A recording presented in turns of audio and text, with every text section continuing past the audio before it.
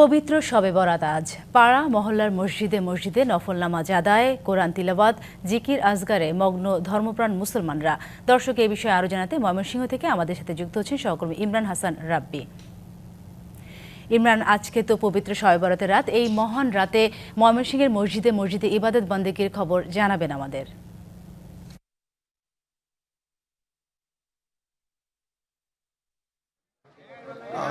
সাথী, আসলে পবিত্র শবে বরাতের আজকের এই মহিমান্বিত রাতে সন্ধ্যার পর থেকেই প্রতিটি মসজিদে মসজিদে কিন্তু মুসল্লিদের আনাগোনা শুরু হয়েছে এবং সন্ধ্যার পর থেকেই মানুষ মসজিদে এসে নামাজ আদায় করছেন এবং এশার নামাজের পর প্রায় প্রতিটি মসজিদেই কিন্তু আলাদা বয়ান হয়েছে এবং সকল মুসল্লিরা কিন্তু নফল নামাজ আদায় করছেন। আমি রয়েছে এখন এই মুহূর্তে ময়মনসিংহের বড় মসজিদ এলাকাতে। এই বড় মসজিদ এলাকাতেও আসলে আজ রাত বাড়ার সাথে সাথে এখন পর্যন্ত মুসল্লিরা কিন্তু ভিড় করছেন। আসলে শবে বরাত মুসলমানদের জন্য একটি বিশেষ গুরুত্বপূর্ণ এবং তাৎপর্যপূর্ণ একটি রাত। আসলে মুসলমান যারা রয়েছেন তারা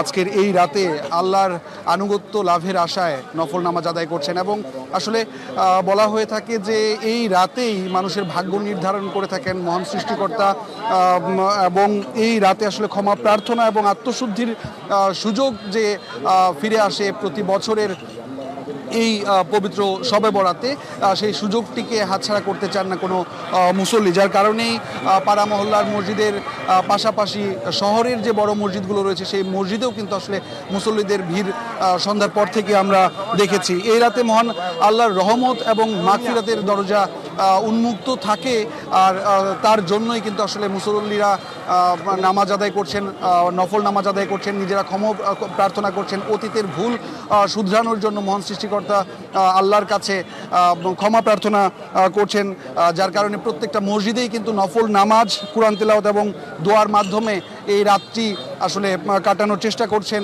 মুসলমান ধর্মপ্রাণ যারা রয়েছেন তারা। এই বড় মসজিদের মতোই আসলে আমরা দেখেছি ময়মনসিংহের প্রতিটি মসজিদেই আসলে মুসল্লিদের ভিড় রয়েছে।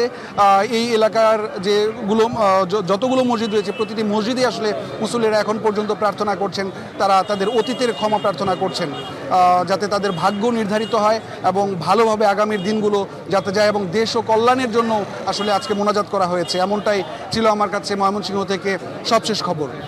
সাথী, অসংখ্য ধন্যবাদ আপনাকে।